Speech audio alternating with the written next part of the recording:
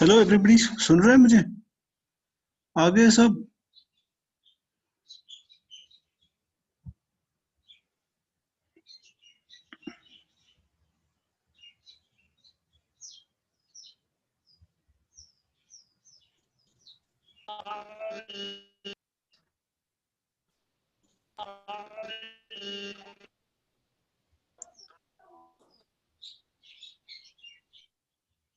Okay? Everybody सुन रहा है मुझे?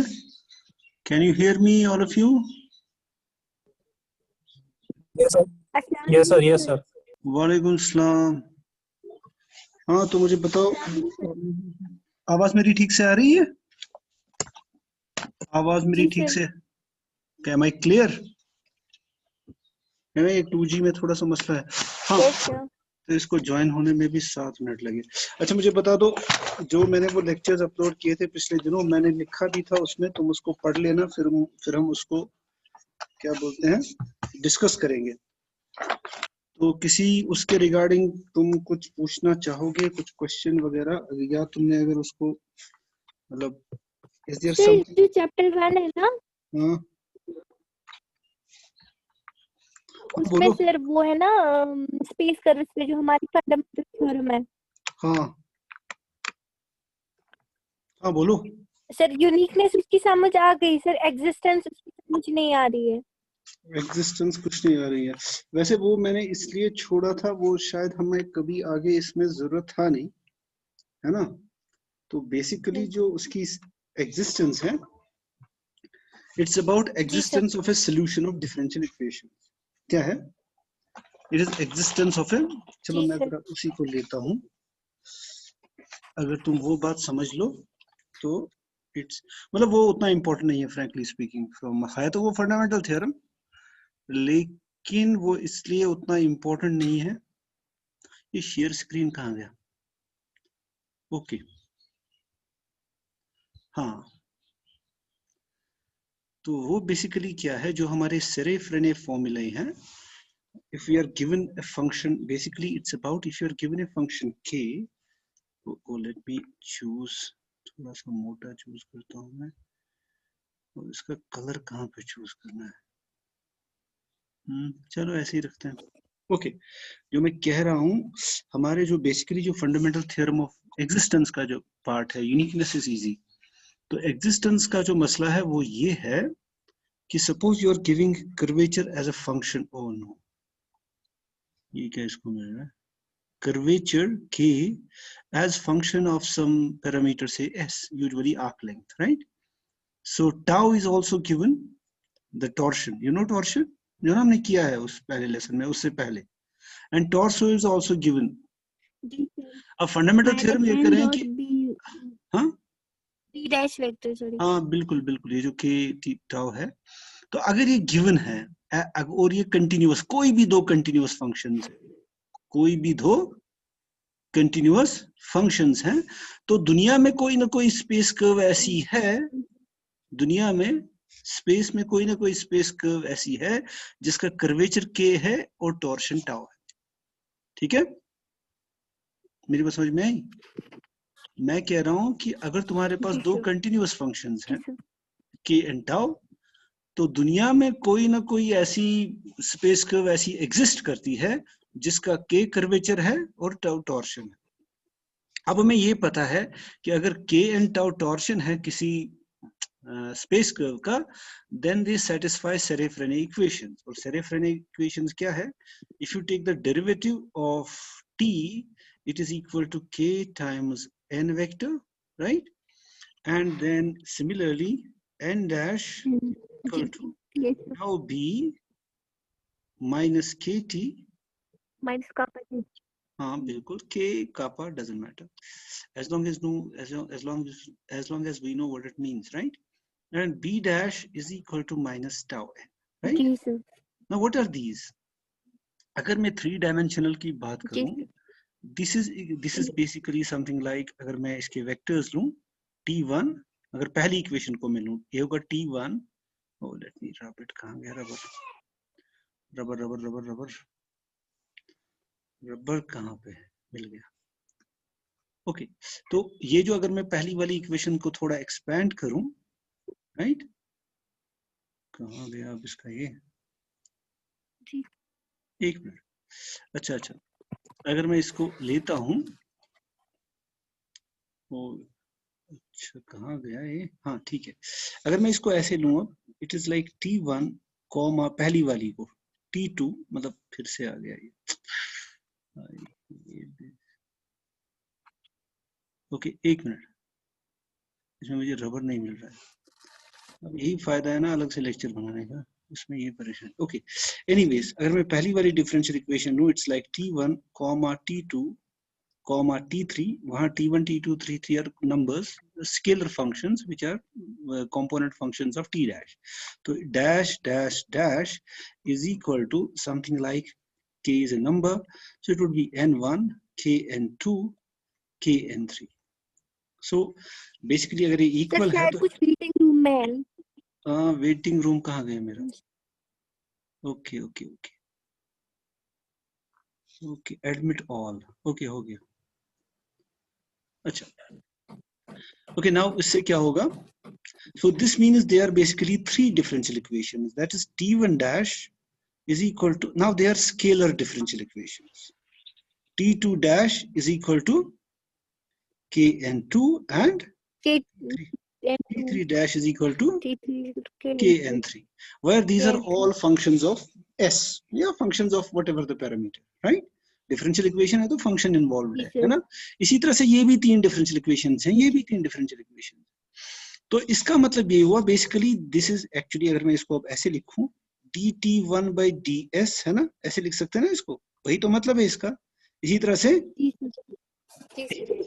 तो दैट मीन्स बेसिकली जो हमारे पास सेरे-फ्रेने इक्वेशंस है ना, ये वाली, ये जो मैंने यहाँ लिखी है ये डब्बे में, they are actually 9 scalar differential equations, हर एक की तीन तीन है ना, हर एक की तीन तीन है ना, और हमें एक्चुअली ये दिखाना है, हमें दिखाना है बेसिकली ये कि अगर k कंटिन्यूअस है और टाउ कंटिन्यूअस है तो इन तीनों डिफरेंशियल इक्वेशंस का सॉल्यूशन एग्जिस्ट करता है, मेरी बात समझ में आई, अगर k and tau continuous functions हैं देन इन नो की नो डिफरेंशियल इक्वेशंस का सॉल्यूशन एग्जिस्ट करता है, अगर सॉल्यूशन एग्जिस्ट करता है that means there exist a curve जिसका कर्वेचर k है और टॉर्शन टाउ है, और टी एंड बी जो है वो उसके ट्रिपलेट ऑफ वेक्टर्स हैं, normal, tangent, of course normal and बाइनॉर्मल,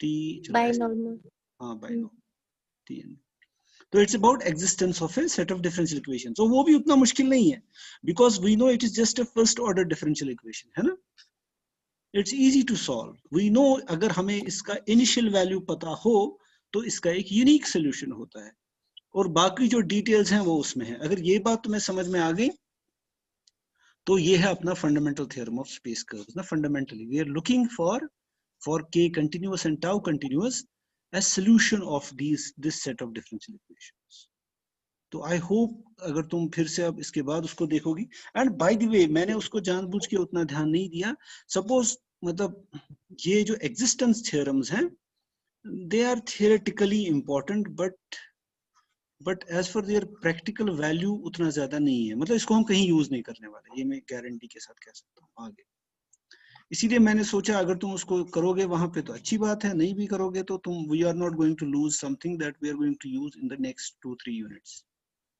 और मुझे because it is ultimately solution of linear differential equations in मतलब first order linear differential equations, और उनका solution होता ही होता है, मतलब इतना complicated नहीं है अगर हम उस तरह से सोचें, लेकिन वहां पे वो लगता है थोड़ा t and b तो तुम घबरा जाते हो, लेकिन अगर तुम दिमाग में ये रखो कि they are just a set of 9 differential equations which are first order and which are linear first order differential equation तुमने कब की होगी 12th में, है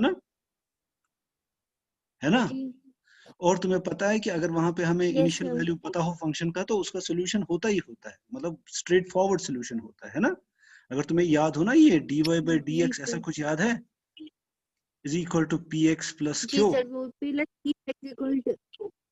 ये बिल्कुल ऐसी ही 9 डिफरेंशियल इक्वेशंस है, कैसी ये जो है ना, नहीं सॉरी, यहाँ पर पी वाई होता था, where P and Q are functions of X, P Y होगा सर। होता ना पी वाई। तो what I am trying to say, ये वो इस टाइप की डिफरेंशियल इक्वेशंस है, उसमें कोई डीपर बात है ही नहीं बेसिकली, क्योंकि इस टाइप की डिफरेंशियल जी इक्वेशन सर। का तो तुमने 12वीं में ही मतलब कर लिया था, इसका सोल्यूशन होता है और कैसे सॉल्व करना है। तो हमें ये भी नहीं, सॉल्व भी नहीं करना, हमें सिर्फ ये बताना है इसका सोल्यूशन है, और वो तुम्हें पता ही है, बाकी थोड़ा उसमें डिटेल्स वर्कआउट है ना, जो वो थ्योरम प्रूफ है।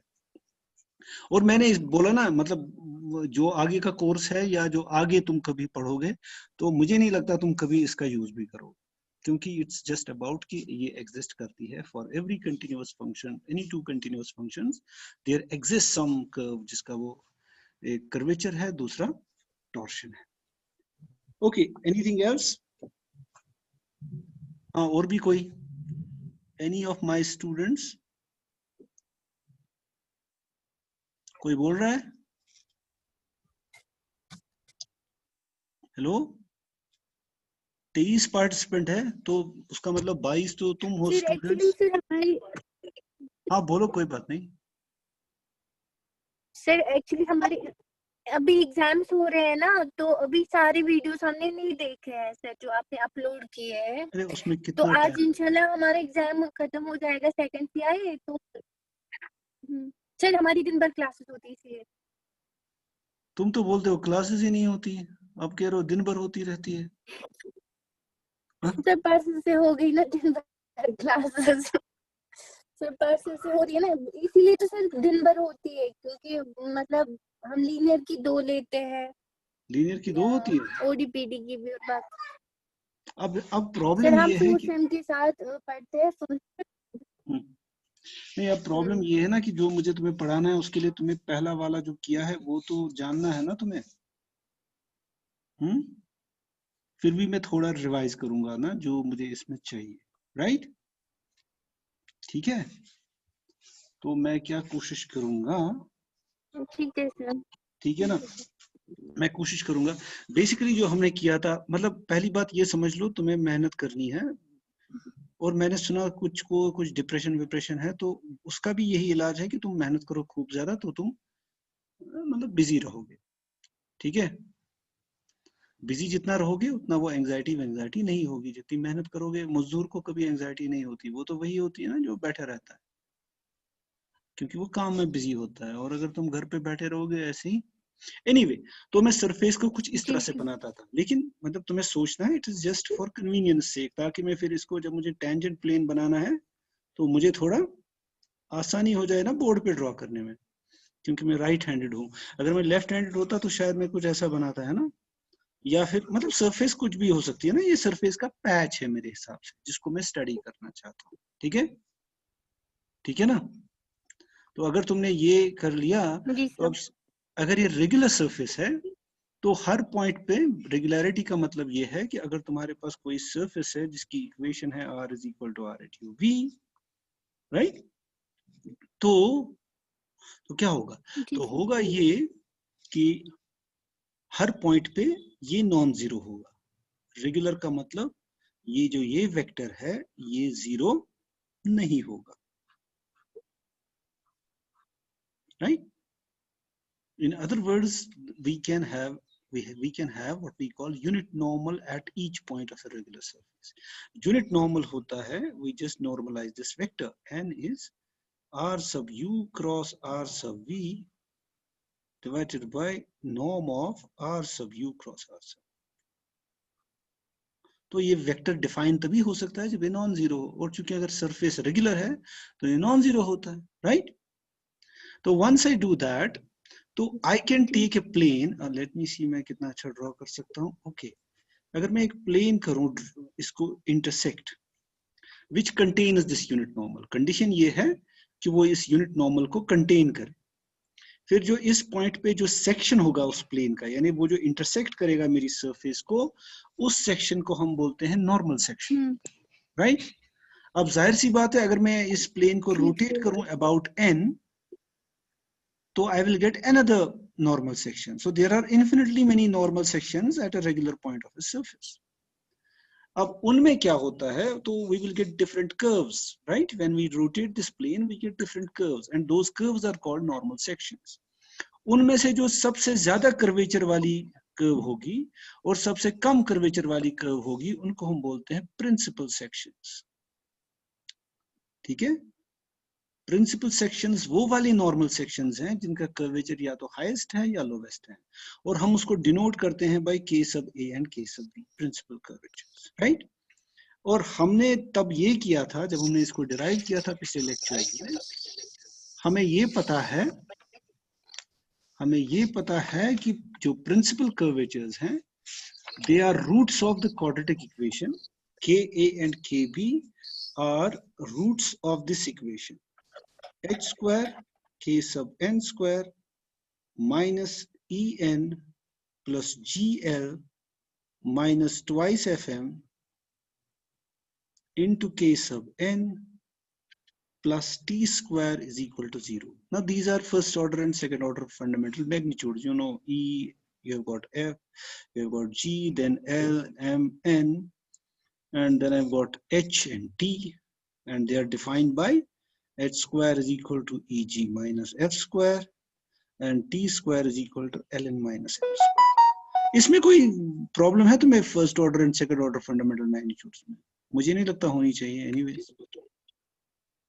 ठीक है, तो what I am trying to say, ये जो प्रिंसिपल सेक्शंस हैं उनका कर्वेचर हमें देती है ये क्वाड्रेटिक इक्वेशन, इसके जो रूट्स होंगे विच मेक्स अस, मतलब ये जो इनका अगर मैं प्रोडक्ट लूं k इंटू के बी, यहाँ पे मैं लिखता हूँ k सब a इंटू k सब b, फिर होना चाहिए क्वाड्रेटिक इक्वेशन का जो फॉर्मूला है उस हिसाब से t square by h square. इसको हम कहते हैं curvature of a surface at a point, और मोर इंपॉर्टेंटली इसको हम बोलते हैं गाउसियन कर्वेचर। गाउसियन कर्वेचर क्या होता है? We take product of principal curvatures at a point, उनका जो प्रोडक्ट होगा उसको हम बोलते हैं गाउसियन कर्वेचर। और इनकी डायरेक्शंस को, इनके जो टेंजेंट्स हैं, विच आर गिवन, मतलब डायरेक्शंस का मतलब उसकी जो टेंजेंट्स हैं, उनको हम कहते हैं प्रिंसिपल डायरेक्शंस। और प्रिंसिपल डायरेक्शंस की टेंजेंट्स या वो प्रिंसिपल डायरेक्शंस एज कर्व्स जिस डिफरेंशियल इक्वेशन को सेटिस्फाई करती है उसको हम बोलते हैं directions of principal directions of what you call, उनको हम कहते हैं प्रिंसिपल डायरेक्शंस की डिफरेंशियल इक्वेशन। और वो पिछले लेक्चर में हमने की है कि व्हाट आर द, और वो ये होती है वो differential equation. Let me repeat, this is the differential equation of the principal sections. It is Em minus Fl into du square plus En minus Gl into du dv plus Fn minus Gm. No, Fn ठीक है, minus Gm multiplied by, ये ठीक से दिखाई दे रहा है? I hope so. So this is the differential equation. मतलब इस differential equation को सेटिस्फाई करती है हमारी प्रिंसिपल डायरेक्शंस, यानी वो प्रिंसिपल सेक्शंस की जो कर्व्स हैं एज कर्व्स वो इस डिफरेंशियल इक्वेशन को सेटिस्फाई करती है। और फर्दर मोर जो हमने लास्ट लेक्चर में, इससे पहले एक दो लेक्चर्स में पढ़ा, वो ये था, ये जो प्रिंसिपल डायरेक्शन होती है इंटरेस्टिंगली इनफ वो होती है mutually orthogonal. Principal directions are, यानी along which these principal sections go are orthogonal. This is an important thing. Okay, then we also have got something else. वो ये है, okay, वो orthogonal है, तो we can also take them, हम reparameterize, जैसा अगर तुमने पुराना वो पढ़ा होगा कुछ, तो हम reparameterize कर सकते हैं अपनी surface को, मतलब हम चूज कर सकते हैं अपनी वो पैरामीट्रिक कर्व्स को by choosing a different parameter. और इनफैक्ट जो यूनिट सेकंड है उसका जो लास्ट यूनिट था कि हम हमेशा इस तरह से रीपैरामीटराइज कर सकते हैं एक रेगुलर सरफेस को, जो मतलब सच दैट उसके जो पैरामीट्रिक कर्व्स हों वो ऑर्थोगोनल हो। और यहाँ पर ऑलरेडी हमारे पास ए सेट ऑफ कर्व्स हैं which are given by principal directions जो म्यूचुअली ऑर्थोगोनल है।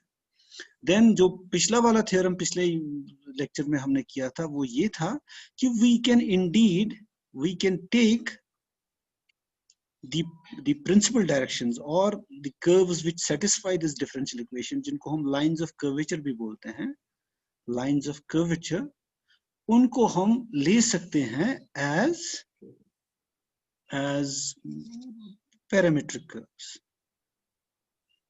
मतलब we can reparameterize these so that these are parametric curves, provided, अब उसमें condition ये है, क्योंकि ये orthogonal होती है, और भी एक condition, तो we get f is equal to, ये last वाला theorem जो हमने किया था उन lectures में, कि parametric curves को हम ले सकते हैं as lines of curvature को हम parametric curves ले सकते हैं, provided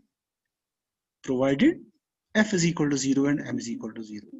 एंड आई विश मैं क्लास में होता तो शायद मैं हाथ पे कुछ मतलब एक दो सरफेसेस का थोड़ा अंदाजा तुम्हें दे देता. By the way, can I use the video here?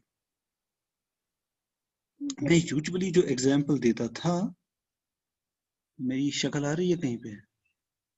Yes sir. मुझे तो नहीं आ रही, कहाँ गया मैं? एनीवे, तो ओके, तो अगर मेरी शक्ल आ रही है तो ये जो मेरा हाथ है ना, मेरा हाथ दिखाई दे रहा है? Can you see my hand? Yes sir. हाँ, तो ये एक सरफेस है, this is a very good surface.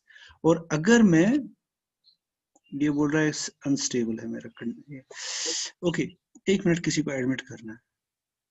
सो ये जो हाथ की सतह है ये भी एक सरफेस है, ठीक है ना. अब इसकी जो, अगर मैं इस पॉइंट पे ले लूं नॉर्मल सेक्शन है, जो मेरी उंगली है ना, मतलब ऑफ कोर्स इट्स, हैंड को मैं बहुत ज्यादा यूज करता हूं क्लास में, क्योंकि hand is a good example of a surface. इसमें काफी गड्ढे हैं, दाएं बाएं, कहीं सीधा है कहीं टेढ़ा है, तो उससे सारी चीजें आ जाती है. जैसे इस पॉइंट पे तकरीबन इसका कर्वेचर 0 होगा, है ना, और इस पॉइंट पे इट्स अ सैडल पॉइंट, ये जो इधर है ना, क्योंकि इस साइड में इस वाली कर्व का जो कर्वेचर होगा इस वाली कर्व के कर्वेचर से डिफरेंट होगा, क्योंकि ये अपवर्ड्स है, ये डाउनवर्ड्स है. मैं नॉर्मल सेक्शंस की बात कर रहा हूँ. और अगर मुझे बताना हो प्रिंसिपल सेक्शंस अपने हाथ से, अगर मैं इस उंगली को देखूं, इस पे दो नेचुरल नॉर्मल सेक्शंस हैं. एक तो लकीर जो लॉन्गिट्यूडनली मेरी उंगली की तरफ जाएगी, नहीं लैटिट्यूड वाइज जाएगी, ओके व्हाटएवर. हाथ नहीं दिख रहा है पूरा हाथ हाथ. नहीं दिख, जी. आप दिख रहा है? तो अगर मैं उंगली पे अपने दिखा दूं प्रिंसिपल कर्वेचर्स, तो वो ये इसका एक प्रिंसिपल सेक्शन होगा, दूसरा प्रिंसिपल सेक्शन होगा ये सर्कल जो इसको राउंड करेगा. ऑब्वियसली इसका लीस्ट कर्वेचर होगा. इस जगह पे जितनी कर्व्स हम डाल सकते हैं, keeping the normal inside the plane, वो है ना कंडीशन फॉर प्रिंसिपल सेक्शंस. तो जो कि लाइन का कर्वेचर 0 होगा, वो सबसे लीस्ट वाला होगा, और सबसे ज्यादा वाला होगा ये सर्कल जो ना उंगली के गिर्द घूमेगा. तो ऐसे होगा उसके principal sections. Now I want to move ahead. तो आई होप कि तुम वो लेक्चर्स भी ध्यान से देखोगे, और अगर कुछ समझ नहीं आएगा तो मुझे बताओ, नो इशू. और कोशिश करो अपने लिए एक शेड्यूल बनाने की. अगर तुम्हें परेशानी है, ये एंजाइटी किसी ने लिखा था, बहुत एंजाइटी हो रही है तुम्हें, तो इसलिए मैं क्या चाहता हूँ, तुम्हें एंजाइटी ना हो, और उसके लिए तुम अपना एक शेड्यूल बनाओ, अच्छे से टाइम दो पढ़ाई को. जितना तुम बिजी रहोगे उतना वो एंजाइटी खत्म. एनीवे, तो मैं अब इसी को आगे बढ़ाना चाहता हूं. क्या है नेक्स्ट हमारा टॉपिक? लेकिन उसको डेफिनेटली देखना है, जो पुराने वाले लेक्चर्स है ना, सीक्वेंस में देखना, तो तभी वो समझ आएंगे. ठीक है. Now we take what we call Euler's theorem. Euler हर जगह है, तो यहाँ पर भी है, the great mathematician, right. Euler जितनी मेहनत अगर तुम कर लेते तो क्या बात थी, अगर मैं कर पाता तो क्या बात थी. ऑयलर के मरने के बाद उसके 100 पेपर्स पब्लिश हुए,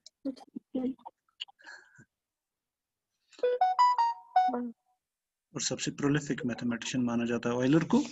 तो उसका थ्योरम ये कहता है, the normal curvature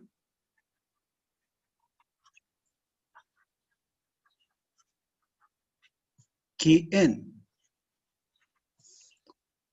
in any direction can be expressed as, in any direction can be expressed as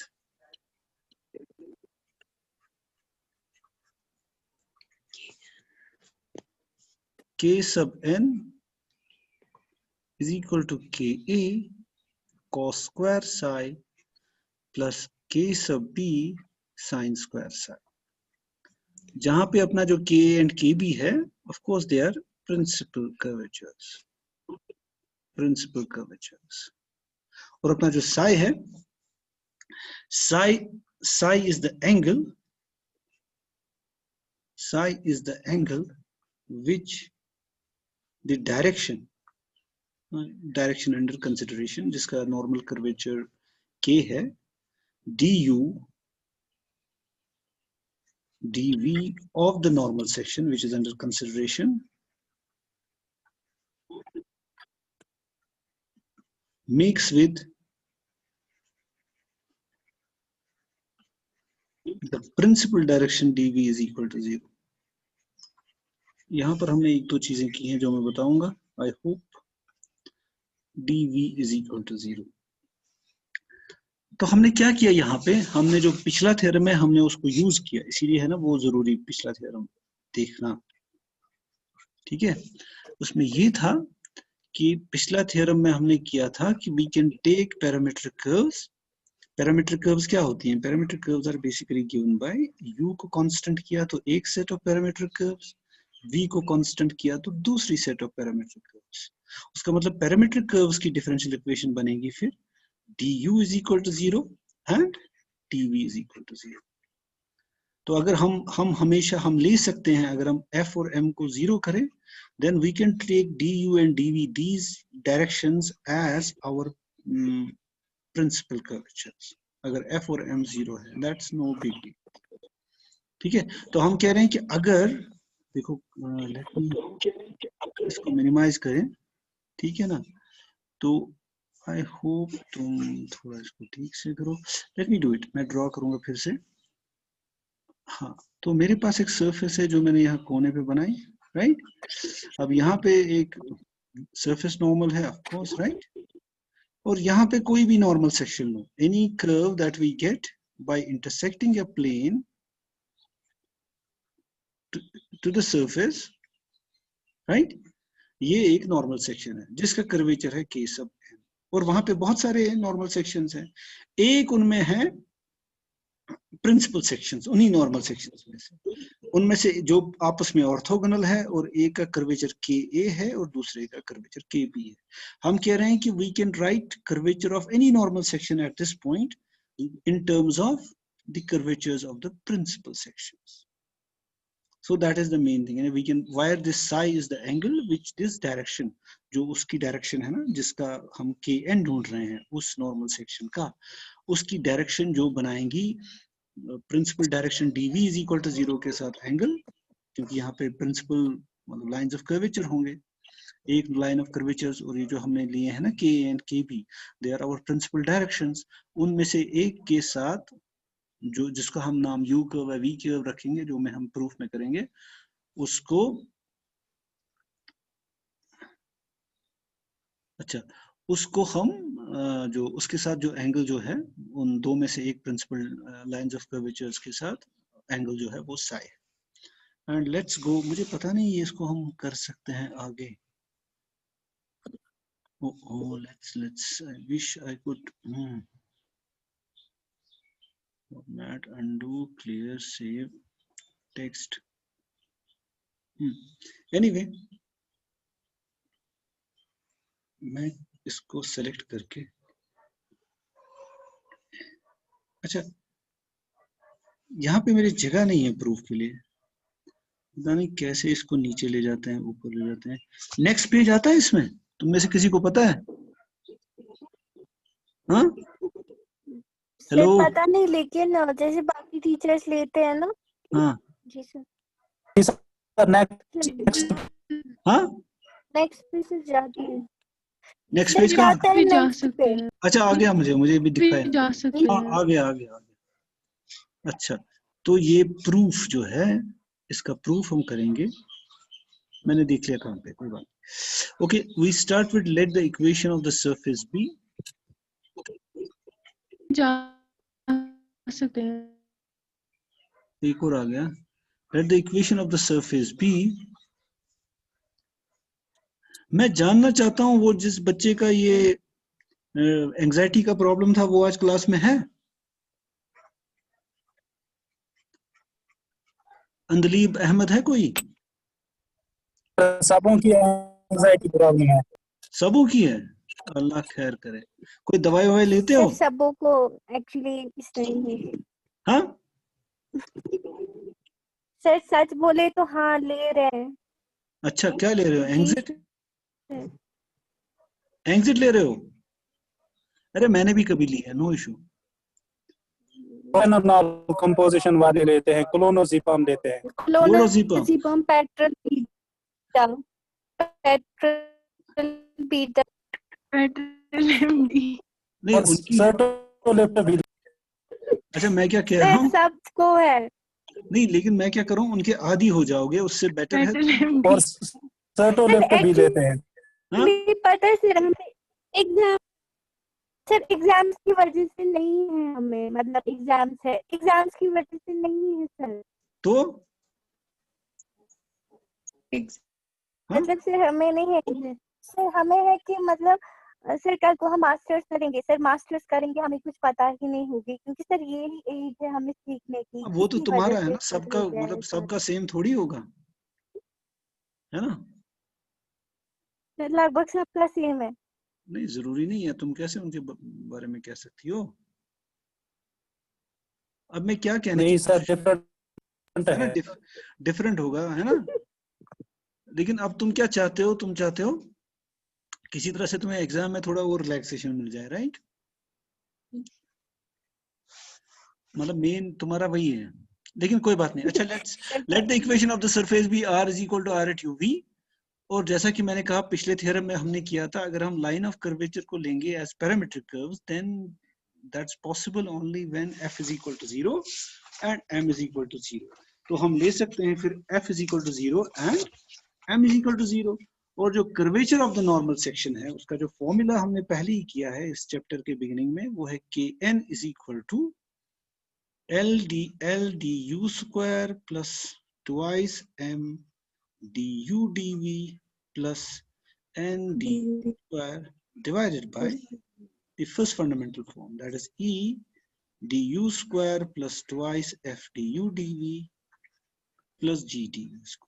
लेकिन हमने चूंकि लाइंस ऑफ कर्वेचर को अपना पैरामीट्रिक कर्व्स माना है, तो f और m 0 है, so this should be equal to then L du square plus n dv square and divided by e du square plus g dv square, हमारा जो formula है फॉर नॉर्मल कर्वेचर। सो अगर okay, if that is the case, then I can just the principal curvature, so let the principal curvature, इसको हम के ए मानेंगे, के B भी मान सकते हैं, कोई फर्क नहीं पड़ता। के सब ए being the normal curvature for the direction, normal curvature for the direction dv is equal to 0. In that case k sub a should be equal to L by E, क्योंकि ये जो है ना kn का फॉर्मूला, ये ka पर भी वही फॉर्मूला चलेगा, है ना? लेकिन अगर मैं dv को 0 कर दूं तो बचेगा क्या, यहाँ L by E बनेगा ना, राइट? है कि नहीं, है ना? क्योंकि k अगर मैं ka के लिए मानता हूं, वो वाली डायरेक्शन है जिसमें dv इक्वल टू 0 है, तो dv इसमें सब्स्टिट्यूट करेंगे 0। और दूसरी चूंकि मैं मानता हूं, इसी तरह से सिमिलरली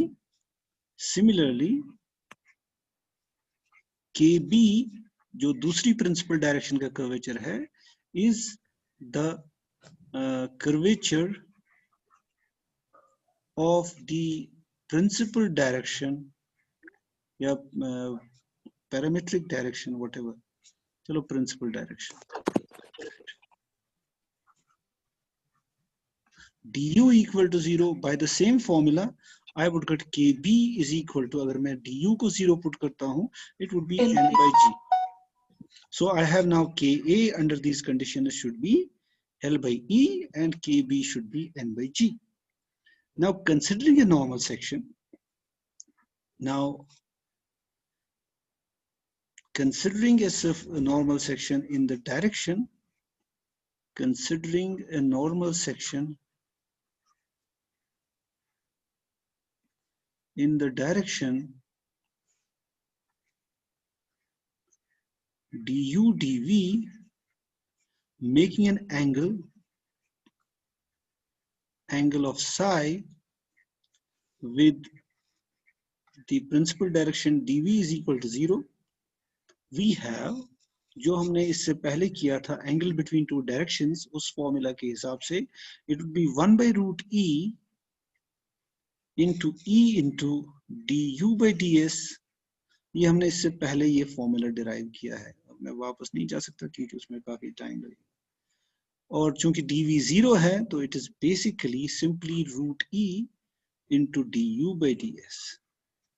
एंड साइन साई का भी अगर मैं ऐसे ही फॉर्मूला लूं तो वो बन जाता है basically that is given by h divided by root e into dv by ds, okay, which is equal to g into dv by ds, because h is actually square root of eg minus f square, f0 है तो that is just root of eg. oh, ठीक है. So this is cos psi and sin phi. तो मैं फिर से लिखता हूँ, I hope इसमें टाइम मिले हमें. तो cos psi is now root e by du by ds, sin of psi is equal to root g into dv by ds under this condition. अगर uv कोई जनरल डायरेक्शन है, उसके साथ अगर एंगल बनाती है मेरी principal direction dv is equal to 0, then this is what we should have, na, cos and sin phi. From this, so that k sub n जो हम अभी लिख चुके हैं is equal to l du square plus n dv square divided by, नीचे हम ds square भी लिख सकते हैं because that was just second fundamental form, जो कि तुम्हें पता है अगर तुम पिछले नोट्स तुमने देखे हैं, which can be written as L du by ds का whole square plus n dv by ds का whole square, and using our cos और ये psi का फॉर्मूला अगर हम इसमें डाल देंगे वो बन जाएंगे L by E cos square psi plus n by g sin square psi. Simply substitute the value, these values, du by ds के लिए ये values डाल दें इसमें से. लेकिन हमने ऑलरेडी लिया है कि this is nothing but ka, L by E is nothing but ka according to our, इससे पहले वाले पेज में, अब मैं नहीं जा सकता उधर. So alhamdulillah we finish it here, और हमारे पास 1 मिनट अभी remaining है. So this means